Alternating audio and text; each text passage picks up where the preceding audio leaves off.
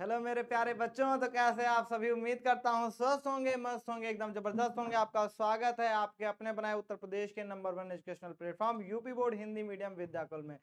मेरा नाम है सोमेश और आज मैं आपको पढ़ाने वाला हूँ फिगर ऑफ स्पीच, जो कि आपके एग्जाम के लिहाज से बहुत ही ज्यादा इम्पोर्टेंट है। और आज आप गानों के माध्यम से इसको सीखने वाले हैं। बहुत ही मजा आने वाला है आज आपको इस क्लास में।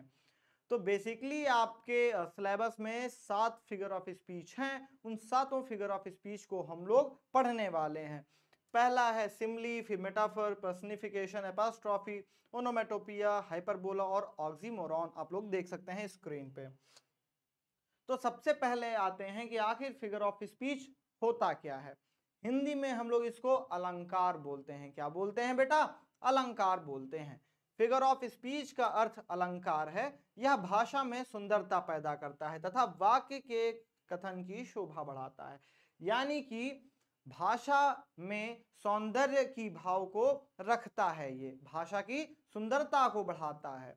जैसे हम लोग आभूषण पहनते हैं अपने आप को सुंदर दिखाने के लिए, वैसे ही भाषा में फिगर ऑफ स्पीच होता है, यानी कि अलंकार होता है। वो भाषा को और अच्छा बनाता है और सुंदर बनाता है। The figure of speech is departure from the ordinary form of expression और the ordinary course of ideas in order to produce a greater effect. यानी कि अभिव्यक्ति के सामान्य रूप अथवा विचारों के सामान्य क्रम को अधिक प्रभावशाली बनाना ही अलंकार कहलाता है। यानी कि भैया हम किसी भी भाषा को और अधिक प्रभावशाली बनाने के लिए फिगर ऑफ स्पीच यानी कि अलंकार का यूज करते हैं, है ना। अब हम पढ़ेंगे हमारा जो पहला टॉपिक है वो है सिमली, यानी कि जिसको हम लोग उपमा अलंकार के नाम से भी जानते हैं। तो देख लेते हैं सिमली क्या होता है। In a simile comparison is made between two distinctly different things. यानी कि सिमली में क्या होता है, एक कंपैरिजन होता है, एक तुलना की जाती है। क्या? दो एकदम अपोजिट चीजों के बीच में तुलना की जाती है। Specially using like, so and as etcetera.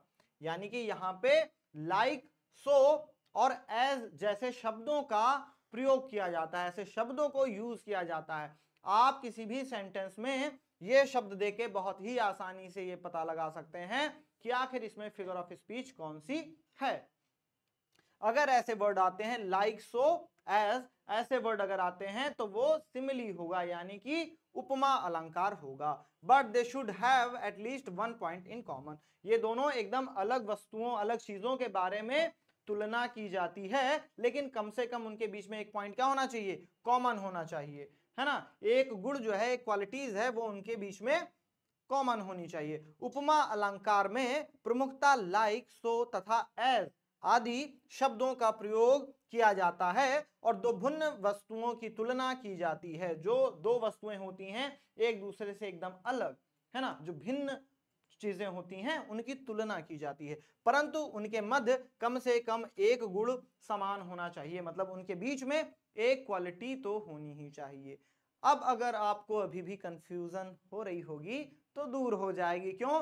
क्योंकि अब हम लोग एग्जाम्पल पे आने वाले हैं। आप लोग देख सकते हैं स्क्रीन पे, है ना, ये छोटा सा लड़का है, उसके साथ में एक शेर है। क्या है? एक लॉयन है। और ये क्या कह रहा है? You are like a lion. तुम जो है शेर के जैसे हो। You are like a lion, तुम शेर के जैसे हो। यहाँ पे जो लाइक वर्ड यूज हुआ है, ये जो लाइक वर्ड यूज हुआ है ना, इससे हम लोग जान गए इसकी तुलना शेर से की गई है। कि क्या बताया गया है? कि आप शेर के जैसे हैं। ये जो बच्चा है इसको क्या बताया गया? कि आप शेर के जैसे हैं, है ना। तो शेर से तुलना की गई, तो यहाँ पे सिमिली हो गया। आ गया ना समझ? आ गया ना समझ भैया? नहीं आया है तो और एग्जाम्पल देख लेते हैं। As slow as a sloth, यानी कि इतना स्लो है जैसे कि स्लॉथ। स्लॉथ क्या होता है? स्लॉथ का मतलब होता है एक, क्या होता है? एक जानवर होता है ना, जिसका जो है बहुत आलसी जो माना जाता है। तो इसमें बताया गया as slow as a sloth. भैया इतने आप स्लो हैं, इतने आप धीमे हैं कि जैसे स्लॉथ, जैसे स्लॉथ धीमे होता है वैसे ही आप धीमे हैं। तो यहाँ पे कौन सा वर्ड यूज हुआ? कौन सा वर्ड यूज हुआ भैया? As a. तो यह इससे आपको क्या पता चला? कि भैया ये तो सिमिली है कि नहीं। As busy as a bee, आप तो इतने बिजी हैं जैसे क्या, कि जैसे कि मधुमक्खी। As busy as a bee, as busy as a bee, तो यहाँ पे भी एज अ वर्ड यूज हुआ ना, एज अ वर्ड यूज हुआ तो क्या हो गया, सिमिली हो गया। And as innocent as a lamb, आप इतने मासूम हैं कि जैसे मेमना, जैसे मेमना मासूम होता है ना, वैसे आप इतने मासूम हैं। तो यहाँ पे भी एज वर्ड यूज हुआ है। एज, तो आपको पता चल गया एज यूज हुआ है, एज यूज हुआ है तो क्या होगा, सिमिली होगा भैया, सिमिली होगा, है ना आसान। As proud as a peacock, इतना घमंडी है ना, इतना घमंडी है जितना कि क्या भैया, जितना कि पिकॉक होता है ना। यहाँ पे भी एज अ वर्ड यूज हुआ है, पिकॉक यानी कि मोर, इतना घमंडी जितना कि मोर, ठीक है। तो एज अ वर्ड यूज है तो आपको पता चल गया यहाँ पे सिमिली होगा। एज फास्ट एज अ चीता, इतना तेज है जितना कि चीता, है ना, जो चीता होता है उससे तुलना की गई है, उसको बताया गया। यहाँ पे भी एज अ वर्ड आया है। फिर क्या है, Ian is always as busy as a bee, जो इनियान है वो हमेशा क्या रहता है, इतना बिजी रहता है जैसे कि मधुमक्खी, मधुमक्खी जितनी बिजी रहती है वैसे ही इनियान भी बिजी रहता है। तो यहाँ पे भी एज वर्ड यूज हुआ है, एज अ यूज हुआ है, तो सिमिली हो गया। तुरंत देख के आपको समझ में आ जाएगा कि यहाँ पे सिमिली यूज हुआ है। My cousin chatters like a monkey, अब ये बताते हैं कि भैया इनका जो चचेरा भाई बहन है वो क्या है, वो ऐसे बात करता है कि जैसे बंदर बात करते हैं, तो बंदर से तुलना कर दी गई, है ना। तो यहाँ पे लाइक अ वर्ड आ गया, आपने पढ़ा था कि जहां एज अ, लाइक अ या सो जैसे वर्ड से कंपैरिजन किया जाएगा वहां पे सिमिली होगा। तो भैया आपको तुरंत पता चल गया कि यहाँ पे क्या है, यहाँ पे सिमिली है। Kitty is as proud as a peacock, यानी कि जो किटी है वो इतनी प्राउड है जितनी कि भैया पिकॉक। प्राउड का मतलब घमंडी भी होता है, प्राउड का मतलब क्या होता है, गर्व करना भी।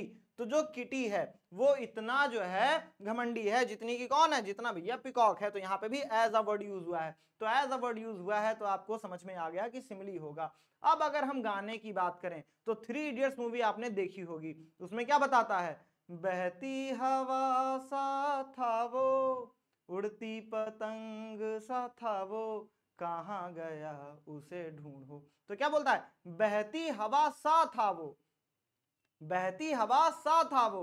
तो भैया यहाँ पे उसकी तुलना किससे की गई है, बहती हवा से, बहती हवा से उसकी तुलना की गई है ना। तो क्या हुआ, ये सिमिली हुआ, ये गाना क्या हुआ, सिमिली का ये एग्जाम्पल है। समझ में अब आ गया होगा ना, समझ में आ गया होगा। नहीं तो दूसरा एग्जाम्पल ले लेते हैं, दूसरा एग्जाम्पल ले लेते हैं, है ना। क्या होता है, सागर जैसी आंखों वाली, ये तो बता तेरा नाम है क्या। तो सागर जैसी आंखों वाली, यानी सागर के जैसे आपकी आंखें हैं, तो उससे से तुलना की गई है। तो यहाँ पे भी क्या है, यहाँ पे भी भैया सिमिली है, यहाँ पे भी सिमिली है। ठीक है, अब समझ में आ गया, आएगा क्यों नहीं, समझाया ही ऐसे जा रहा है, समझाया ही ऐसे जा रहा है, सब समझ में आ जाएगा, बहुत आसान है। ऐसे ही अब दूसरा हम लोग पढ़ने वाले हैं मेटाफर। मेटाफर यानी कि रूपक अलंकार, और रूपक अलंकार भी सेम वैसे ही कंपैरिजन इसमें भी होता है, तुलना की जाती है, लेकिन यहाँ पे वो वर्ड नहीं यूज होते हैं, जैसे कि लाइक एज, लाइक एज, है ना, ऐसे शब्द नहीं यूज होते हैं। जो शब्द यूज होते थे हमारे सिमिली में, वो वर्ड यहाँ नहीं यूज होते हैं। In a metaphor a comparison is made between two different things without using the connective words, जो कनेक्टिव वर्ड्स होते हैं उनका यूज यहाँ नहीं किया जाता है, जैसे लाइक एज देन, है ना, लाइक एज और देन जैसे जो शब्द हैं उनका प्रयोग नहीं किया जाता है। रूपक अलंकार में दो भिन्न वस्तुओं के मध्य लाइक एज देन या रिसेंबल्स आदि संयोजक शब्दों के प्रयोग किए बिना तुलना की जाती है। यानी कि यहाँ पे ऐसे शब्द नहीं यूज किए जाते हैं जो शब्द सिमिली में यूज किया जाता था। सिमिली में क्या यूज किया जाता था, like as, like as a, ऐसे वर्ड यूज किए जाते थे, है ना। हमने सीखा था कि ऐसे वर्ड यूज किए जाते हैं, लेकिन यहाँ पे मेटाफर में ये वर्ड नहीं यूज किए जाएंगे। जैसे कि वहां पे आपने शेर वाला एग्जांपल लिया था, शेर वाला एग्जांपल लिया था ना, यहाँ पे भी शेर वाला एग्जांपल लेंगे। वहां पे क्या बोला गया था, you are like a lion, लेकिन यहाँ पे क्या बोला जा रहा है, यू आर अ लायन। आपको बोला जा रहा है ना, यू आर अ लायन, यानी कि तुम शेर हो। अब तुम शेर थोड़ी हो, तो तुम्हारी तो तुलना की गई, लेकिन वो क्या बताया गया, you are a lion, you are a lion. तो आपका कंपैरिजन किससे किया गया, लॉयन से किया गया कि आप तो शेर हैं, आप तो शेर हैं। तो ये क्या हुआ, ये हो गया मेटाफर। अगर बोला जाता you are like a lion तो क्या हो जाता, तो बताइए भैया क्या हो जाता, तो सिमिली हो जाता है ना, आसान हो जाता ना, एकदम आसान है। और एग्जांपल देख लेते हैं, my mom has a heart of gold, यानी कि मेरी माता जी का जो दिल है वो सोने का है। माता जी का दिल भैया किसका है, सोने का है। तो सबकी माता जी का दिल सोने का होता है। तो यहाँ पे क्या यूज हुआ है, यहाँ पे मेटाफर यूज हुआ है। अगर ये बोलते हैं कि मेरी माता जी का दिल जो है वो सोने जैसा है, तो अगर जैसा लग जाता, लाइक अ लग जाता, एज अ लग जाता, तो सिमिली हो जाता। लेकिन यहाँ पे लाइक अ, एज अ जैसे वर्ड्स नहीं यूज हुए हैं, तो ये मेटाफर हो गया। My friends sister Charon is a night all, ये बताते हैं कि इनके दोस्त की जो बहन है जिसका नाम शेरोन है, वो क्या है, वो रात की उल्लू है, रात की उल्लू है। तो उसको डायरेक्ट बोल दिया गया क्या है, रात की उल्लू है। तो रात की उल्लू है तो क्या हुआ, ये यहाँ पे मेटाफर है। कैसे मेटाफर है, अगर यहाँ पे होता कि is like a night all, is like a night all, तो वहां पे सिमिली हो जाता, लेकिन लाइक अ वर्ड यूज नहीं हुआ है और उसको इन्होंने नाइट ऑल बोल दिया है, यानी कि रात का जो उल्लू होता है उससे उसकी तुलना की गई है। इसका मतलब है कि यहाँ पे मेटाफर होगा। आया समझ में, आएगा क्यों नहीं, ऐसे समझाया ही जा रहा है। Dilip has a stone heart, जो दिलीप है उसके पास पत्थर का दिल है, उसके पास कैसा दिल है, पत्थर का दिल है।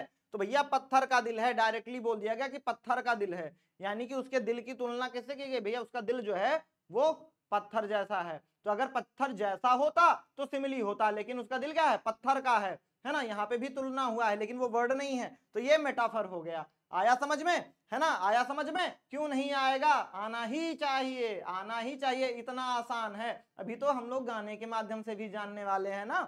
She was an autumn leaf, वो क्या है, वो पतझड़ की पत्ती है, वो तो पतझड़ की पत्ती है। तो भैया क्या हो गया, उसकी तुलना पतझड़ की पत्ती से की गई है, उसकी तुलना पतझड़ की पत्ती से की गई है, तो क्या होगा, मेटाफर होगा। अगर यहाँ पे लाइक अ या एज अ जैसे वर्ड यूज हो जाते, फिर क्या हो जाता, फिर सिमिली हो जाता कि नहीं, हो जाता कि नहीं, अरे बिल्कुल हो जाता, मुझे पता है आपको समझ में आ रहा है। He is a lion, वो क्या है, वो शेर है। When he comes to the field, जब वो फील्ड पे आता है, जब वो मैदान में आता है, तो वो क्या है, तो वो शेर है। तो उसको क्या बोला गया, he is a lion। अगर यहाँ पे लिख दिया था he is like a lion तो क्या हो जाता, तो भैया सिमिली हो जाता, अगर like का वर्ड आ जाता तो। आ गया समझ में, बिल्कुल आ गया। अब गाना सुन लेते हैं, गाने का बहुत वेट कर रहे हैं ना, गाने का बहुत वेट कर रहे हैं, अरे परेशान मत होइए, सब समझ में आ जाएगा, सब समझ में आ जाएगा, है ना भैया, जी जी बिल्कुल समझ में आ जाएगा। जैसे आपने बचपन में गाना सुना होगा, मेरे सामने वाली खिड़की में एक चांद का टुकड़ा रहता है। तो जो चांद का टुकड़ा रहता है, चांद का टुकड़ा रहता है, तो भैया सीधे सीधे तो ये मेटाफर हुआ। अगर वहां पे चांद सा टुकड़ा होता, चांद सा टुकड़ा होता तो सिमिली हो जाता, चांद सा टुकड़ा होता तो सिमिली हो जाता। लेकिन क्या है गाने में, चांद का टुकड़ा रहता है, तो जो चांद का टुकड़ा है ना, तो मेटाफर हो गया। चांद का टुकड़ा है तो मेटाफर हो गया, है ना आसान, एकदम आसानी से समझ में आ जाएगा। चिंता करने की कोई बात नहीं, चिंता करने की कोई बात नहीं। पर्सनिफिकेशन यानी कि मानवीकरण अलंकार। पर्सनिफिकेशन में क्या होता है, कोई भी निर्जीव वस्तु हो या कोई पशु हो या कोई जानवर हो, पक्षी हो, है ना, कोई भी ऐसी चीजें हो, उनको जब मानव वाले गुण दे दिए जाते हैं, जो मानव की क्वालिटीज हैं वो दे दी जाती हैं, तब वो वहां पे पर्सनिफिकेशन वो हो जाता है। जैसे personification is a figure of speech which gives life to inanimate objects और मेक्स एनिमल्स ह्यूमन, यानी कि वो क्या करता है, वो जो एनिमल्स होते हैं उनको क्या है, मानव जैसे गुण दे दिए जाते हैं।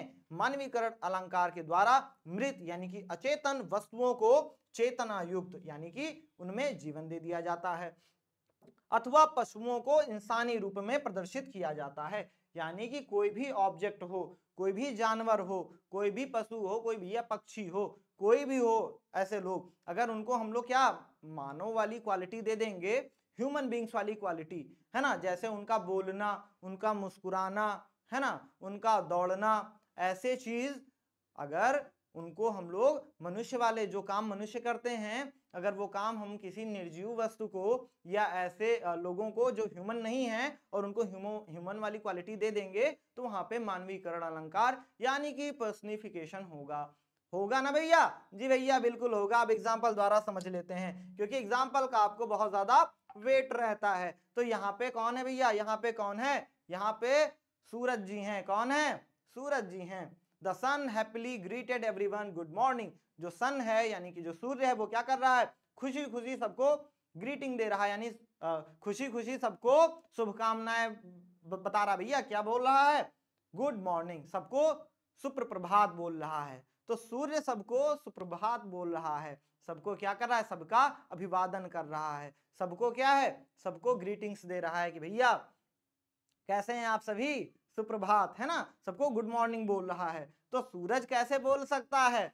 सूरज नहीं बोल सकता ना, लेकिन सूरज को हमने क्या बना दिया? जैसे इंसान बोलते हैं वैसे हमने क्या बोल दिया कि सूरज बोल रहा है। तो यहाँ पे पर्सनिफिकेशन हो गया, यानी कि मानवीकरण अलंकार हो गया। हो गया कि नहीं हो गया भैया? तो बिल्कुल हो गया।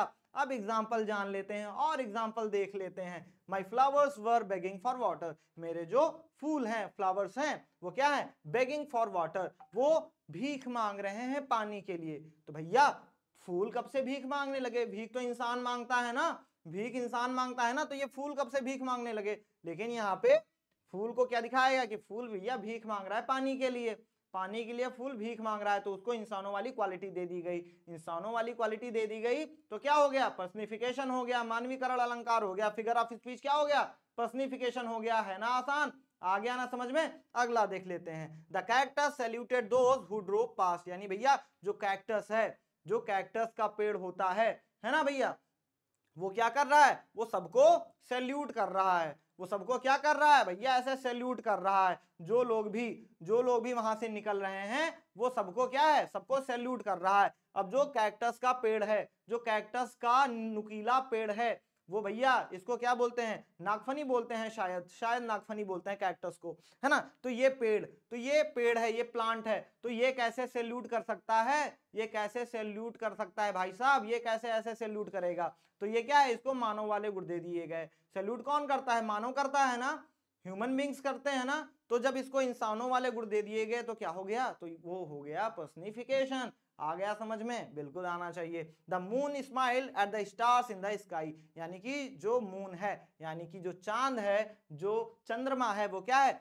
स्माइल, वो मुस्कुराता है। At the stars in the sky, भैया जो तारे हैं उनके ऊपर, जो आसमान में जो तारे हैं उनको देख के चंद्रमा क्या कर रहा है? वो भैया मुस्कुरा रहा है। तो चंद्रमा कैसे मुस्कुरा रहा है? मुस्कुरा रहा है ना। तो भैया मुस्कुराना किसकी क्वालिटी है? मुस्कुराना हमारी क्वालिटी है, ह्यूमन बीइंग की क्वालिटी है। तो हमने क्या कहा? हमने कहा कि भैया चांद जी जो है वो मुस्कुरा रहे हैं, चंद्रमा हमारे मुस्कुरा रहे हैं, तो हमने उनको ह्यूमन वाली क्वालिटी दे दी। तो यहाँ पे पर्सनिफिकेशन हो गया। आ गया समझ में? जी भैया आगे बढ़ते हैं। The leaves wave as we pass by. यानी कि जो पत्तियां थी उन्होंने क्या किया? उन्होंने हाथ हिलाया, वेव किया, है ना। जब हम लोग वहां से निकले तो पत्तियों ने हाथ हिलाया, है ना। जैसे इंसान वेव करते हैं ना, ऐसे ऐसे हाथ हिलाते हैं कि हेलो हाय ऐसे करके। तो भैया पत्तियां कैसे? वो तो हवाओं के कारण हो रही हैं, लेकिन आपको क्या लग रहा है? आपको लग रहा है कि वो तो आपको देख के हाथ हिला रही हैं, है ना। तो आपने उनको इंसानों वाली क्वालिटी दे दी, है ना, इंसानों वाली क्वालिटी दे दी। तो क्या हो गया? तो पर्सनिफिकेशन हो गया। Time flies when you are having fun. यानी कि जो समय होता है भैया वो क्या होता है? समय उड़ जाता है ना। समय उड़ जाता है when you are having fun. जब क्या होता है? जब भाई साहब आप जो है मौज मस्ती कर रहे होते हैं, जब आप फन कर रहे होते हैं यानी मौज मस्ती कर रहे होते हैं, तो जो समय है वो फुर्र हो जाता है, वो उड़ जाता है। इसको भैया हमने भी इंसानों वाली क्वालिटी दे दी कि हम लोग कूद गए, उड़ गए, है ना, गायब हो गए, भाग गए, है ना। तो वैसे जो समय है वो भी भाग जाता है, वो भी उड़ जाता है। तो भैया ह्यूमन वाली क्वालिटी दे दी। तो यहाँ पे क्या हो गया? यहाँ पे भैया पर्सनिफिकेशन हो गया। यहाँ पे पर्सनिफिकेशन हो गया। अब आप बोलेंगे सर आपने तो बोला था बिना गाना सुनाए नहीं समझाऊंगा, है ना। तो भैया पर्सनिफिकेशन क्या कोई गाना है? जी जी याद कीजिए पर्सनिफिकेशन का कौन सा गाना है मानवीकरण का? मैंने पूछा चांद से कि देखा है कहीं मेरे यार सा हंसी, चांद ने कहा चांदनी की कसम, नहीं नहीं नहीं।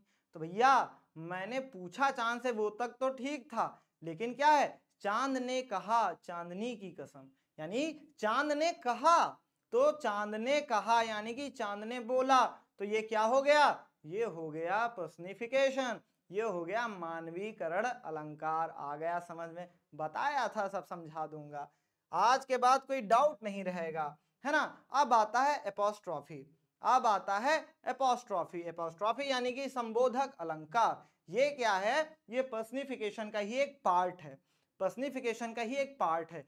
लेकिन यहाँ पे क्या होता है, यहाँ पे हम किसी वस्तु को, किसी निर्जीव वस्तु को या किसी जानवर को, है ना, या किसी विचार को हम लोग क्या करते हैं, उसको संबोधित करते हैं, उसको संबोधित करते हैं, उसको पुकारते हैं या उसको सोच के कुछ बोलते हैं, उसके बारे में संबोधन करते हैं, तो वहां पे एपोस्ट्रॉफी होता है, यानी कि संबोधक अलंकार होता है। देख लेते हैं, an apostrophe is a direct address to the dead, यानी कि जो कोई मृत होता है उसको हम लोग एड्रेस करते हैं, उसको हम लोग, उसको भैया उसको हम लोग संबोधित करते हैं।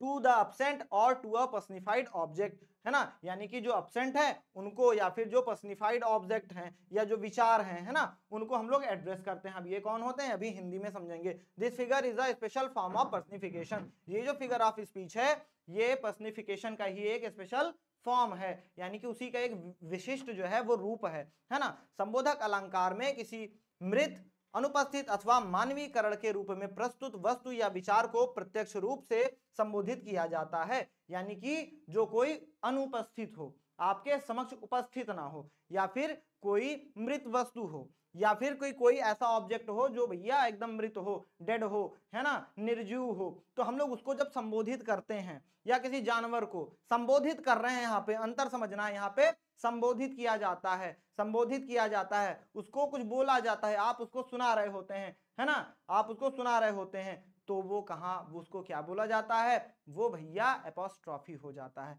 वो एपोस्ट्रॉफी हो जाता है। यह अलंकार मानवीकरण अलंकार का विशिष्ट रूप है। जैसे एग्जाम्पल में जानेंगे भैया, जैसे एग्जाम्पल में जानेंगे, ये देखिए एक छोटा सा बच्चा है आपके जैसे, है कि नहीं, ये क्या बोल रहा है, come on trousers you have to fit me, ये बोल रहा है कि ट्राउजर्स, जो उसकी पैंट है उसको बोल रहा है कम ऑन, जल्दी आओ यार, फिट मी, भैया एकदम एकदम फिटिंग हो जाओ, है ना। वो ट्राउजर से बोल रहा है, किससे बोल रहा है, ट्राउजर से बोल रहा है, तो भैया ट्राउजर उससे बात थोड़ी कर सकता, नहीं कर सकता ना, लेकिन फिर भी वो ट्राउजर को बोल रहा है, तो ट्राउजर क्या हुआ, एक ऐसी चीज है, एक ऐसी वस्तु है जो भैया बात नहीं कर सकती, है ना, वो बात नहीं कर सकती, लेकिन आप उसको पुकार रहे हैं, आप उसको संबोधित कर रहे हैं कि कम ऑन ट्राउजर, कि भैया जल्दी से आओ, come on trouser you have to fit me, come on यानी कि भैया जल्दी आओ ट्राउजर साहब, जल्दी से मेरे ऊपर फिट हो जाओ, है ना। तो किससे कह रहा है, ट्राउजर से कह रहा है, तो क्या हो गया, क्या हो गया, एपोस्ट्रॉफी हो गया। आज के बाद डाउट नहीं रह जाएगा इस क्लास के बाद। Please please clouds don't rain today, अब ये बोल रहा है, क्या बोल रहा है कि प्लीज प्लीज, कृपया कृपया बादल जी आज जो है बारिश मत बरसाइए, है ना। तो बादल से ये बात कर रहा है, क्या कर रहा है कि आज बारिश मत करिए पक्का ना, ऐसे करके बोल रहा है। तो किससे बात कर रहा है, बादल से। अब बादल थोड़ी बोल रहा है, अगर बादल बोलता तो क्या हो जाता, अगर बादल बोल देता भैया तो पर्सनिफिकेशन हो जाता, लेकिन बादल नहीं बोल रहा, आप बादल से बोल रहे हैं, आप बादल को संबोधित करते हुए बोल रहे हैं, तो यहाँ पे एपोस्ट्रॉफी होगा, एपोस्ट्रॉफी हो गया। आ गया समझ में। और एग्जांपल देख लेते हैं। O sweet nightingale sing me a song of love and longing, ये क्या बताता है, ये बताता है कि ओ स्वीट नाइटिंगेल यानी कि जो बुलबुल है उससे क्या बोलता है, बुलबुल से कि ओ स्वीट नाइटिंगेल, ओ प्यारी बुलबुल, है ना, क्या है, sing me a song of love and longing, कि मुझे प्यार का क्या सुना दो भैया, मुझे प्यार वाला एक गाना सुना दो, मुझे प्यार वाला एक गाना सुना दो। किससे बोल रहा है, बुलबुल से। तो बुलबुल इसको सुन थोड़ी सकती है, लेकिन ये बुलबुल को संबोधित करते हुए बोल रहा है। तो आपको याद क्या करना है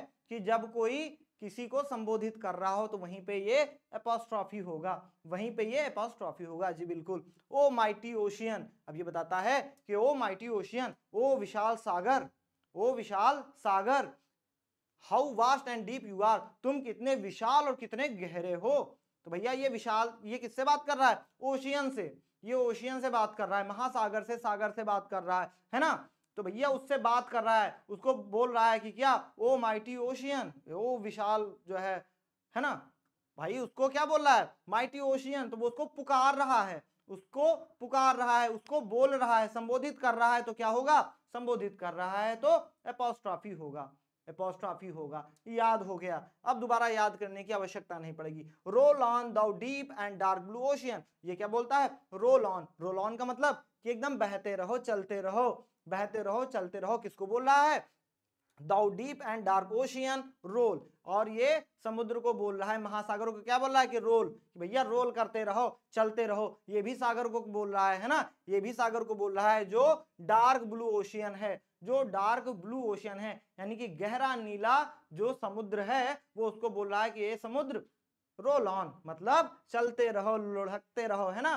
तो भैया वो उसको बोल रहा है, उसको बोल रहा है तो संबोधित कर रहा है, तो क्या होगा, एपोस्ट्रॉफी होगा, एपोस्ट्रॉफी होगा। आज के बाद कोई कंफ्यूजन रहनी नहीं चाहिए। Death where is thy sting, है ना, O grave where is thy victory. तो यहाँ पे दो हैं, ये दोनों एग्जांपल देख लेते हैं। Death where is thy sting, यानी कि मृत्यु, मृत्यु तुम्हारी स्टिंग कहाँ है, यानी कि तुम्हारा दंश कहाँ है, कहाँ है। तो मृत्यु से बोल रहा है कि मृत्यु तुम्हारा दंश कहाँ है, तो ये मृत्यु को बोल रहा है, मृत्यु को बोल रहा है, ये मृत्यु को संबोधित कर रहा है। तो क्या हो गया, क्या हो गया, ये भैया हो गया एपोस्ट्रॉफी। ऐसे ही कोई अगर प्यार को संबोधित करे, है ना, कि ए मोहब्बत, ऐसे ही करके, है ना, तो क्या हो जाएगा, एपोस्ट्रॉफी हो जाएगा, एपोस्ट्रॉफी हो जाएगा। समझ गए ना जी, बिल्कुल। ओ ग्रेव, और ये ग्रेव को यानी कि जो कब्र होती है, ये उसको संबोधित कर रहा है। वेयर इज दाई विक्ट्री, कि तुम्हारी जो है वो जीत कहाँ है, तुम तो मरे पड़े हो, हे कब्र तुम्हारी जीत कहाँ है। तो ये कब्र से बात कर रहा है ना, कब्र से ये बात कर रहा है और कब्र को संबोधित कर रहा है कि ओ ग्रेव, ओ ग्रेव। तो यहाँ पे क्या हो गया, यहाँ पे क्या हो गया, ओ ग्रेव बोल रहा है ना, ओ ग्रेव बोल रहा है, यानी कि वो उसको सुना रहा है, उसको संबोधित कर रहा है। तो क्या होगा, यहाँ पे एपोस्ट्रॉफी होगा। Frailty Dai name is women, यानी कि दुर्बलता तुम्हारा नाम क्या है, तुम्हारा नाम स्त्री है। तो ये किसको बोल रहा है, दुर्बलता को बोल रहा है, फ्रेलिटी को बोल रहा है ना भैया। तो इसको बोल रहा है, इसको संबोधित कर रहा है। तो क्या होगा, तो यहाँ पे एपोस्ट्रॉफी होगा, यहाँ पे क्या होगा, यहाँ पे एपोस्ट्रॉफी होगा। अब आप बोलेंगे कि सर एपोस्ट्रॉफी समझ में तो आ गया, है ना। और एक और एग्जांपल देता हूँ, जैसे मूवी का डायलॉग नहीं होता है, क्या होता है कि बोल दिया कि जैसे आप अपने आप से बात कर रहे हैं, है ना, आप अपने आप से बात कर रहे हैं, कुछ हुआ, अपने आप से बोले, अरे दोस्त काश पढ़ लिए होते। तो खुद से बात कर रहे हैं, है ना। तो ये भी क्या हुआ, ये भी क्या हुआ, आप संबोधित भी कर रहे हैं ना कि अरे दोस्त काश पढ़ लिए होते। तो ये क्या होगा, ये भैया ये होगा एपोस्ट्रॉफी होगा, ये एपोस्ट्रॉफी होगा। या आप बोले कि क्या, कि मृत्यु तुम मुझसे जो है डरा नहीं सकती, मृत्यु तुम मुझे डरा नहीं सकती, भयभीत नहीं कर सकती। तो आप मृत्यु को संबोधित करते हुए बोल रहे हैं, तो यहाँ पे एपोस्ट्रॉफी हो जाएगा। क्या हो जाएगा, एपोस्ट्रॉफी हो जाएगा, है ना। क्या हो जाएगा भैया, क्या हो जाएगा, एपोस्ट्रॉफी हो जाएगा। हो जाएगा कि नहीं, हो जाएगा ना भैया, हो जाएगा, है ना, एपोस्ट्रॉफी हो जाएगा। तो ये आपको समझ में आ गया होगा, उम्मीद करता हूं कि पूरा समझ में आया होगा। और लता मंगेशकर जी का एक गाना है, क्या गाना है, ए हवा ए बता, ए घटा ए बता, ए हवा ये बता, ए घटा ये बता, क्या तुझे है पता, अब के बरस जो बरसेगा वो सावन कैसा होगा, अब के बरस जो बरसेगा वो सावन कैसे होगा। तो ये पुकार किसको रही है, ए हवा ये बता, ए घटा ये बता। तो हवा थोड़ी बताएगी, घटा थोड़ी बताएगी, लेकिन ये हवा और घटा को क्या है, संबोधित कर रही हैं, संबोधित कर रही हैं। तो यानी कि उनको संबोधित कर रही हैं, तो क्या होगा, एपोस्ट्रॉफी होगा, एपोस्ट्रॉफी होगा। अब आपको समझ में आ गया होगा, है ना जी भैया। तो ये इतना आसान है। लेकिन एक चीज, हाँ, ये तो मैंने कार्टून हमने देखा था ना, कार्टून से ज्यादा समझ में आता है ना, कार्टून से ज्यादा समझ में आता है। आप लोग भी बहुत ज्यादा कार्टून देखते हैं ना, इसीलिए जी भैया। फिर आता है हाइपरबोले, यानी कि अतिशयोक्ति अलंकार। अतिशयोक्ति अलंकार यानी कि जिसमें ऐसा अलंकार जिसमें किसी बात को बहुत ज्यादा बढ़ा चढ़ाकर या घटाकर बताया जाए, यानी कि बहुत ही ज्यादा फेंका फाकी हो जाए, बहुत ही ज्यादा फेका फाकी हो जाए तो उसको हाइपरबोला बोलते हैं, यानी कि हाइपरबोला यानी कि अतिशयोक्ति अलंकार। In hyperbola a statement is made emphatic by over statement, यानी कि अतिशयोक्ति अलंकार के एक कथन को बहुत बढ़ा चढ़ाकर या घटाकर प्रभावी बनाया जाता है। यानी कि ऐसे सेंटेंस जिसमें जिसमें क्या है कि किसी भी बात को बहुत ज्यादा बढ़ा चढ़ाकर बताया जाए या बहुत ज्यादा घटा दिया जाए, तो मोस्टली क्या होता है, बहुत ज्यादा बढ़ा चढ़ाकर बता दिया जाता है, तो वहां पे हम समझ जाएंगे कि हाइपरबोला की बात हो रही है। जैसे कि भैया जैसे कि ये कार्टून देखिए, I am so hungry I could eat a horse, ये बता रहे हैं मैं बहुत ज्यादा भूखा हूं, मैं क्या है, मैं पूरा घोड़ा खा सकता हूं, है ना भैया। अब ये घोड़ा खा सकते हैं तो इतना क्यों फेंक देना, इतना क्यों फेंक देना कि हमें हजम ना हो ना। हमें भी पता है कि आप घोड़ा नहीं खा सकते, लेकिन ये बता रहे हैं, यानी कि बात को बहुत ज्यादा बढ़ा चढ़ा के बता रहे हैं कि इतनी ज्यादा भूख लगी है इनको, इतनी ज्यादा भूख लगी है, तो क्या हो गया, तो यहाँ पे पर्सनिफिकेशन हो गया, है ना, क्या हो गया, पर्सनिफिकेशन हो गया। ये समझ में आ गया होगा और बिल्कुल आएगा। और एग्जांपल देख लेते हैं, my brother is stronger than iron, ये बता रहे हैं कि इनका भाई जो है लोहे से भी ज्यादा मजबूत है, लोहे से ज्यादा मजबूत है। क्यों भैया, क्यों फेंक रहे हो, इतना फेंकने की क्या आवश्यकता है, इतना झूठ नहीं चलेगा, इतना झूठ नहीं चलेगा, है ना। तो यहाँ पे किसी बात को बहुत ज्यादा बढ़ा चढ़ा के ये बता रहे हैं। अगला देख लेते हैं, she is my guardian angel, ये क्या है, ये मेरी भैया गार्जियन एंजल है, यानी कि जो मेरी पूरे सेवा करती हैं, ये क्या है, ये भैया मेरे लिए परी हैं, है ना, ये मेरे लिए परी हैं। इतना भी झूठ मत बोल दो, इतना भी झूठ मत बोल दो ना, ये तो ऐसे ही बना दिया कि ये तो मेरे भगवान हैं, यानी कि बात को बहुत ज्यादा बढ़ा चढ़ा के बता दिया गया है ना, फरिश्ता बना दिए हैं ना, गार्जियन एंजल का मतलब फरिश्ता। तो ये क्या बताए हैं कि ये क्या है, she is my guardian angel, यानी कि ये मेरे लिए फरिश्ता है ना, यानी कि देव के दूत हैं, देवदूत हैं, फरिश्ता यानी देवदूत।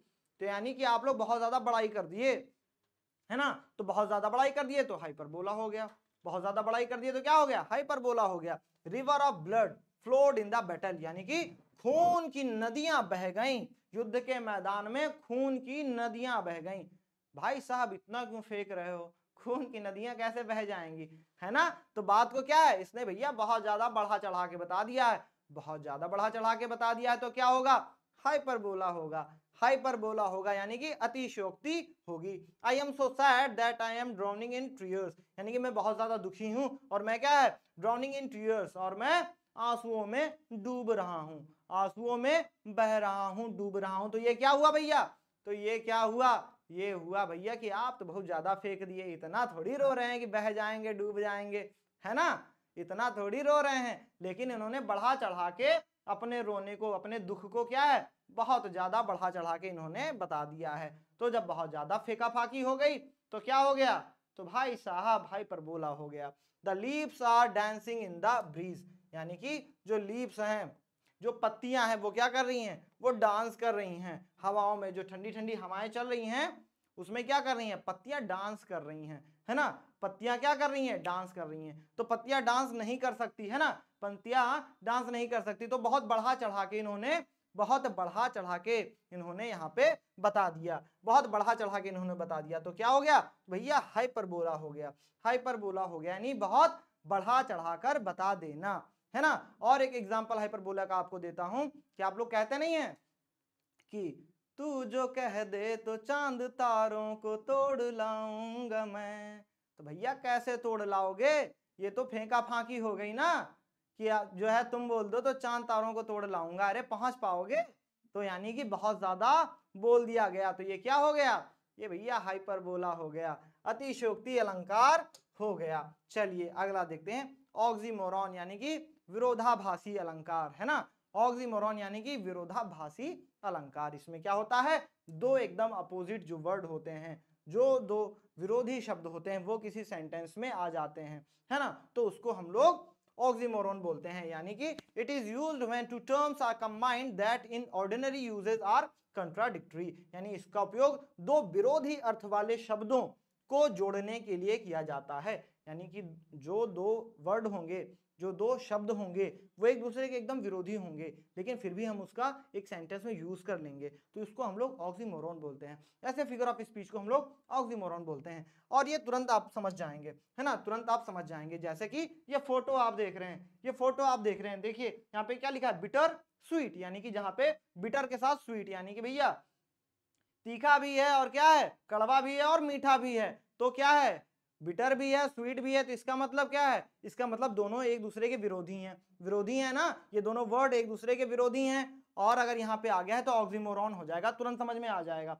प्रेटी अगली, प्रेटी मतलब होता है सुंदर, अगली मतलब होता है बदसूरत। तो प्रेटी और अगली यानी कि आप सुंदर और जो है क्या, सुंदर और बदसूरत, ये दोनों वर्ड अगर एक साथ आ गए तो मतलब क्या होगा, आप तुरंत समझ जाएंगे कि सर यहाँ पे तो ऑक्सीमोरॉन होगा। जी बिल्कुल ऑक्सीमोरॉन होगा। फिर क्या है, लिविंग और डेड, यानी कि जिंदा भी हैं और मर भी गए, ऐसे वर्ड अगर आ गए तो क्या होगा, तो यहाँ पे भी ऑक्सीमोरॉन होगा, है ना। और एग्जाम्पल देख लेते हैं, it is an open secret, ये क्या है, ये खुला हुआ रहस्य है। अब ओपन भी और सीक्रेट भी है, अगर ओपन है तो फिर वो सीक्रेट कहाँ रहा। तो दोनों वर्ड क्या है, एक दूसरे के अपोजिट हैं, विरोधी वर्ड हैं, यहाँ पे यूज हो रहे हैं, यहाँ पे यूज हो रहे हैं, तो क्या होगा, ऑक्सीमोरॉन होगा। चलिए अगला देखते हैं, life is a bitter sweet, यानी कि लाइफ क्या है भैया, कड़वी और मीठी है, जिंदगी कड़वी और मीठी है। तो ये ऐसे बोल दिए, तो कड़वी और मीठी दोनों वर्ड आ गए, तो दोनों वर्ड आ गए तो क्या हो गया, तो भैया ऑक्सीमोरॉन हो गया, एकदम सिंपल है, ऑक्सीमोरॉन हो गया। जी अगला देखते हैं, he is the wisest fool of them all,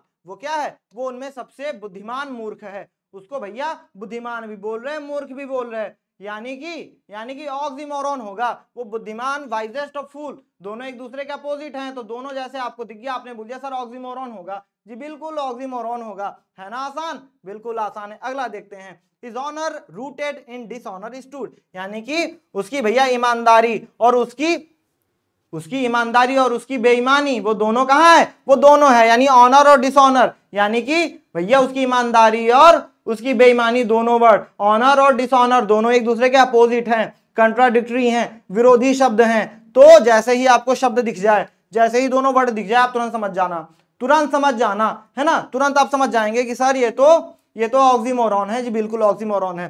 faith unfaithful kept him फाल्सली true, तो यहाँ पे दो वर्ड आ गए, फेथ और अनफेथफुल। फेथ मतलब होता है भरोसा, अनफेथफुल का मतलब जो भरोसे के लायक ना हो, है ना।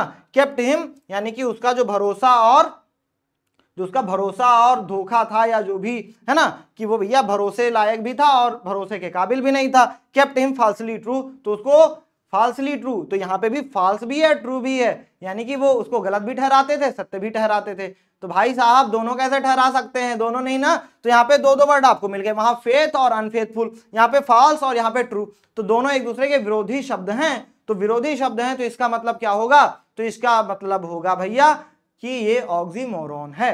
अब बारी आती है आपके गाने की, अब आती है बारी आपके गाने की। आप बोलेंगे सर समझ में तो आ गया, समझ में तो आ गया, लेकिन आपने बोला था कि गाने से समझाऊंगा, बोले थे ना गाने से समझाऊंगा भैया। जी जी जी, तो ऑक्सीमोरॉन का क्या होगा, है ना, जैसे ऑक्सीमोरॉन का एक उदाहरण है कि तू ही हकीकत ख्वाब तू दरिया तू ही प्यास तू ही हकीकत ख्वाब तू, हकीकत मतलब सच्चाई, ख्वाब मतलब भैया स्वप्न, है ना। तो क्या है यहाँ पे, हकीकत और ख्वाब दो एकदम विरोधी शब्द आ गए हैं, दो शब्द आ गए हैं, है ना। फिर अगली लाइन में क्या है, दरिया तू ही प्यास तू, दरिया यानी कि समंदर, तो समंदर भी बता रहा है, प्यास भी, तो दोनों विरोधी शब्द हैं, है ना। तो भैया ये ऑक्सीमोरॉन है, आज से आप भूलेंगे नहीं भूलेंगे ना, और भूलना भी नहीं चाहिए, इतना आसान है, इतना आसान है, इसको भूलना भी नहीं चाहिए। अब अगला है ओनोमेटोपिया, यानी कि ध्वनि अनुकरणात्मक अलंकार। इसमें क्या होता है, तो ऐसे अलंकार जिसमें साउंड्स यानी कि शब्दों के, है ना, जो ध्वनि होती है, साउंड्स मतलब ध्वनि, तो जहां ध्वनि की बात होगी, जहां ध्वनि की बात होगी, वहां पे ये अलंकार आप तुरंत लगा देंगे।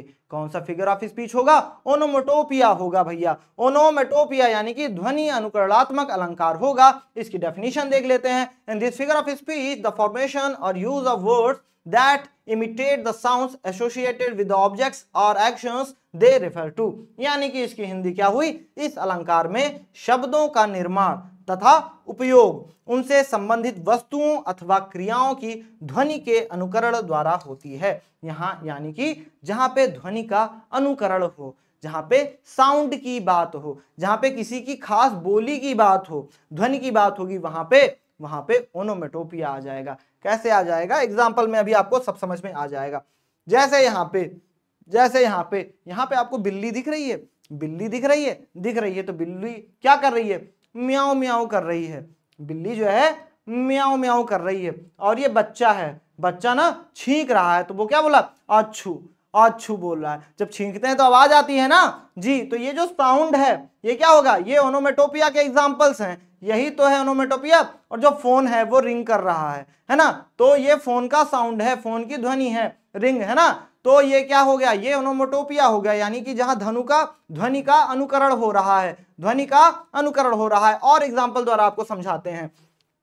That thump made us jump, यानी कि उनका जो थंप था, यानी कि जो ऐसे थंप करते हैं ना, तो क्या है? उससे हमने क्या? They made us jump, तो उससे हम लोग भैया कूद गए, उसकी ध्वनि से हम लोग कूद गए। यानी कि जैसे ही उन्होंने थंप किया वैसे ही हम लोग कूद गए, यानी कि जैसे ही वो आवाज सुने भैया ये कूद गए, है ना। तो यहाँ पे वो आवाज, तो आवाज की बात हो रही है, तो क्या हो गया? ओनोमेटोपिया हो गया। इफ यू सी हिम टूट योर हॉर्न, यानी कि जब आप उनको देखिए तो क्या है? अपना जो हॉर्न है वो भैया वो बजाइए अपना, यानी कि शोर आप मचाइए, शोर आप मचाइए, यानी कि अपनी ध्वनि कीजिए। तो इससे क्या होगा? तो आप ध्वनि, तो यहाँ पे भी साउंड की बात हो गई, साउंड की बात हो गई, तो क्या हो गया?